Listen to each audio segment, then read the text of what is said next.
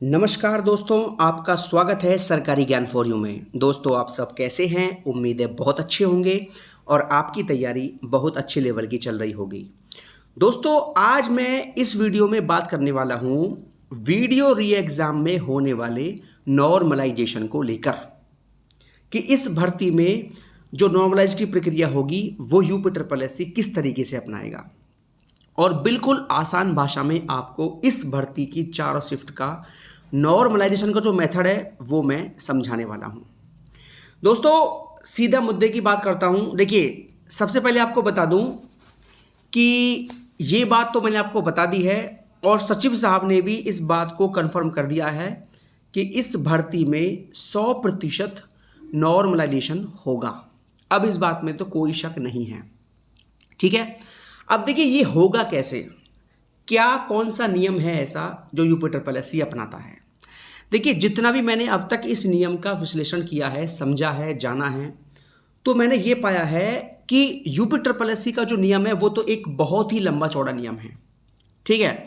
लेकिन अगर मैं उस नियम को आसान भाषा में समझूं और एक सारांश निकालूं छोटे रूप में, तो मोटे मोटे रूप में आपको समझाऊं तो सारांश इसका ये निकलेगा कि जिस शिफ्ट का एवरेज स्कोर सबसे अधिक होता है उस शिफ्ट को सबसे आसान शिफ्ट माना जाता है, ठीक है। अब जो आसान शिफ्ट है उसका एवरेज स्कोर कैसे निकाला जाता है, तो देखिए जिस शिफ्ट में जैसे आपकी 26 की पहली शिफ्ट है, तो इस शिफ्ट के जो टॉप स्कोर वाले, अच्छे स्कोर वाले 0.1% छात्र होंगे, ठीक है। 0.1% छात्रों का एवरेज स्कोर इसमें निकालते हैं शिफ्ट वाइज। मतलब आप ये समझिए कि 26 की पहली शिफ्ट के 0.1% वो छात्र जो टॉप स्कोर वाले हैं, 26 की सेकंड शिफ्ट के 0.1% छात्र जो टॉप स्कोर वाले हैं, 27 की पहली शिफ्ट और 27 की दूसरी शिफ्ट, यानी कि हर शिफ्ट के टॉप के हाई स्कोर वाले 0.1% छात्रों का एवरेज स्कोर निकाला जाता है, ठीक है।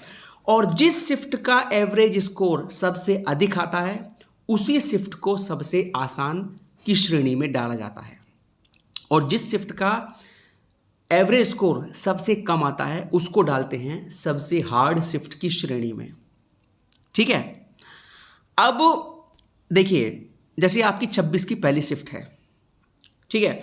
अब तक इस शिफ्ट के जितने भी छात्रों के मैंने नंबरों का विश्लेषण किया है तो ये पाया है कि इस शिफ्ट के छात्रों का स्कोर काफ़ी ज़्यादा देखने को मिला है और ये बात एकदम सत्य है कि मुझे करीब करीब 300 से 400 छात्र ऐसे अब तक मिल गए हैं कि जिनका स्कोर जो है बहुत ही आराम से 215 प्लस देखने को मिल रहा है, 225 वाला भी देखने को मिल रहा है और भैया 238 वाला भी देखने को मिला है 26 की पहली शिफ्ट में, ठीक है। तो अब क्या होगा कि 26 की पहली शिफ्ट के टॉप के हाई स्कोर 0.1% छात्रों का निकाला जाएगा एवरेज स्कोर, यानी कि आप ये मानकर चलिए कि अगर 100 छात्र हैं तो 100 छात्रों का जो हाई स्कोर वाले 100 छात्र हैं तो इनका निकाला जाएगा औसत स्कोर, ठीक है। और सपोज कीजिए कि इस शिफ्ट का एवरेज स्कोर जो आता है वो आपका आता है 220, ठीक है। और इस शिफ्ट का जो एवरेज स्कोर आएगा वो आपका आएगा, मैं एक एग्जांपल के तौर पर आपको बता रहा हूं, ठीक है।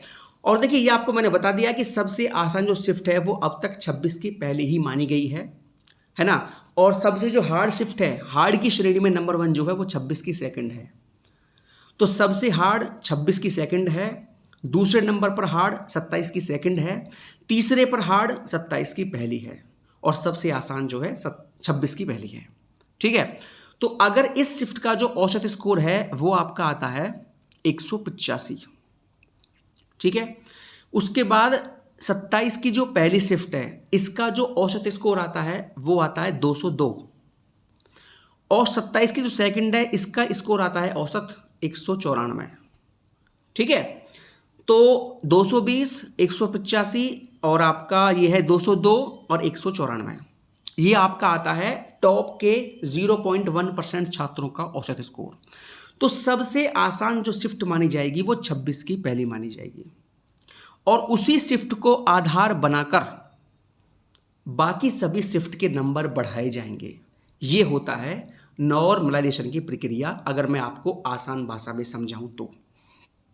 ठीक है, अगर ये एवरेज स्कोर निकल के आता है हर शिफ्ट का, तो इसमें सबसे आसान ये है 26 की पहली, जिसका औसत स्कोर 220 नंबर है। तो इसी को बेस मानकर बाकी सभी शिफ्ट के स्कोर बढ़ाए जाएंगे। ठीक है, देखिए जो यूपी ट्रिपल एससी ने नियम दिया है उसको तो आप नहीं समझ पाओगे, ना ही मैं समझ पाऊंगा। उसमें बहुत लंबी चौड़ी कहानी है और उसका आप आकलन नहीं कर सकते। लेकिन अगर एक मोटा मोटा निकाला जाए मोटे तौर पे आसान भाषा में, तो उसका निष्कर्ष कुल मिलाकर यही निकलता है जो मैं आपको बता रहा हूँ। ठीक है, तो देखिए ये आपका आ गया 220 और आपका ये आ गया 185 और ये आपका आ गया 194 और ये आपका आ गया 202।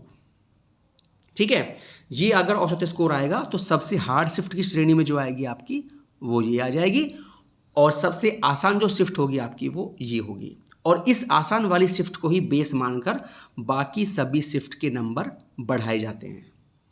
ठीक है, तो ये एक तरीका है नॉर्मलाइज करने का। उम्मीद करता हूं आपके पूरी बात क्लियर हो गई होगी।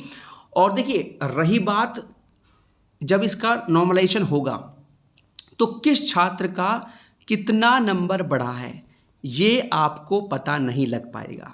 पहली बात तो आपको मैं ये बता दूं, अगर ये पैट एग्जाम होता तो पैट में तो क्या होता है कि स्कोर कार्ड जारी होता है सभी छात्रों का, तो उसमें पता लग जाता है कि किस छात्र का रॉ स्कोर कितना है और नॉर्मलाइज्ड स्कोर कितना है। रॉ कितना है और नॉर्मलाइज्ड स्कोर कितना है ये पता लग जाता है।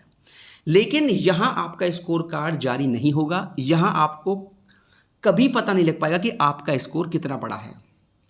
ठीक है, और अगर आप ये पता लगाना चाहते हैं कि आपका स्कोर कितना बड़ा है तो देखिए ये आप अनुमान लगा सकते हैं आराम से, कोई समस्या नहीं होगी। कैसे? अगर किसी छात्र का स्कोर 180 रहा होगा, ठीक है, और कट ऑफ आपकी लगी होगी 195 पे, और वो छात्र जो है डीवी के लिए क्वालिफाई हो रहा होगा, तो समझ लीजिए कि उस छात्र का कम से कम 15 नंबर तो बड़ा ही है। ठीक है, तो इसी तरीके से सभी छात्र अनुमान लगा लेंगे कि हमारा कितना स्कोर हमारे शिफ्ट में एवरेज रूप से बड़ा है। ठीक है, तो ये एक तरीका है, और चिंता मत करिए, जब इसका लिखित परीक्षा का परिणाम जारी होगा तो जारी होने के बाद आपको मैं एक वीडियो लेकर आऊँगा और उस वीडियो में आपको आराम से बता दूंगा कि आपकी शिफ्ट में कितना स्कोर बढ़ा है। और देखिए ये बताना बहुत ज़रूरी है, क्यों? क्योंकि सपोज कीजिए किसी छात्र का स्कोर 190 है, कट ऑफ लगा है 195 पे, या किसी छात्र का स्कोर 192 ही है या 93 है और कट ऑफ लगा है 95 पे, तो उसका देखो फाइनल सिलेक्शन होना मुश्किल है, क्योंकि 2 नंबर जिसके ऊपर होंगे मेरिट से तो उसका अंतिम सिलेक्शन नहीं हो पाएगा। ये आप भी जानते हैं, मैं भी जानता हूँ। तो ये पता लगाना बहुत ज़रूरी है कि किस शिफ्ट में एवरेज कितना स्कोर कम से कम बढ़ा है। ठीक है, तो वो मैं आपको बता दूंगा, एक बार परिणाम आने दीजिए तो आपके मैं सारी बात क्लियर कर दूंगा कि किस शिफ्ट में कितना स्कोर आपके शिफ्ट में बढ़ा है। ठीक है, और ये पता लगाना कोई बड़ी बात नहीं है, ये आराम से पता लग जाएगा जब आपका परिणाम जारी होगा। ठीक है, अगर किसी का स्कोर 175 रहा होगा 26 की सेकंड शिफ्ट में और कट ऑफ लगी होगी 195 पे, तो कम से कम उसका 20 नंबर तो बड़ा ही बड़ा है ना? तो मतलब ये हुआ कि कम से कम 26 सेकंड शिफ्ट में 20 का स्कोर तो सभी को मिला ही है। तो इस तरीके से हर शिफ्ट का छात्र जो है अपना अनुमान लगा लेगा, चाहे वो 27 सेकंड की बात करूं या आपका 27 फर्स्ट की बात करूं। तो ये एक तरीका है, और 26 की पहली शिफ्ट में कितना घटा है ये भी आराम से अनुमान लग जाएगा, कोई इसमें दिक्कत नहीं आएगी आपको। ठीक है, कि छात्र का स्कोर 220 रहा होगा, ठीक है, और कट ऑफ लगा 195 पे, अगर किसी छात्र का नहीं हुआ तो फिर कम से कम 25 घटा है। हालांकि 25 घटने वाला नहीं है, मैं आपको एक बता रहा हूं अनुमान। ठीक है, अगर किसी का स्कोर 200 रहा है 26 की पहली शिफ्ट में और कट ऑफ लगाया 195 पे और उसका नहीं हुआ, तो कम से कम मान लीजिए 5 नंबर तो घटा ही घटा है। तो इस तरीके से हम जो है अनुमान लगा लेंगे बहुत सारे छात्रों के नंबरों के आधार पर कि उसका स्कोर रिवाइज्ड आंसर की में कितना था और कट ऑफ कितने पे गया है। तो हर शिफ्ट का आराम से अनुमान लग जाएगा कि इस शिफ्ट में कितना बढ़ा है और इस शिफ्ट में कितना घटा है। ठीक है, देखिए एक बात मैं आपको बोल देता हूं कि जो 26 की पहली शिफ्ट वाले छात्र हैं वो ज़्यादा परेशान ना हो। कुछ छात्र ये कह रहे थे कि सर हमारा स्कोर ज़्यादा घट गया तो क्या होगा। देखिए आपका स्कोर ज़्यादा नहीं घटेगा, ये आप बिल्कुल चिंता मत करिए। अगर कोई यूट्यूबर ये कहता है ना कि इस शिफ्ट का स्कोर 20 नंबर कम हो जाएगा या 25 कम हो जाएगा, तो वो एक नंबर का बेवकूफ़ है। इस तरह की बातों में बिल्कुल ना आए, इतना स्कोर कम नहीं होगा। मेरी तरफ से अगर मैं बताऊं आपको तो अधिक से अधिक 5 से 10 नंबर तक आपका घट सकता है, इससे ज़्यादा नहीं। 10 नंबर की मैक्सिमम लिमिट है, ठीक है, इससे अधिक कम नहीं होगा। ठीक है, तो बिल्कुल परेशान ना हो, 26 की पहली वाले आपका जो है ज़्यादा नहीं घटेगा। और बाकी देखते हैं क्या होता है, परिणाम आने दीजिए। और उससे पहले अभी आपकी फाइनल आंसर की है। तो दोस्तों ये बात एकदम तय है कि इसके जो परिणाम में जो है काफ़ी बड़ा उलटफेर आपको देखने को मिलने वाला है। तो दोस्तों ये हो गया आज का वीडियो, और किसी भर्ती को लेकर जो भी जानकारी मुझे मिलेगी आपको सबसे पहले दे दी जाएगी। बहुत बहुत धन्यवाद दोस्तों। जय हिंद, जय भारत। हमेशा खुश रहिए, मुस्कुराते रहिए।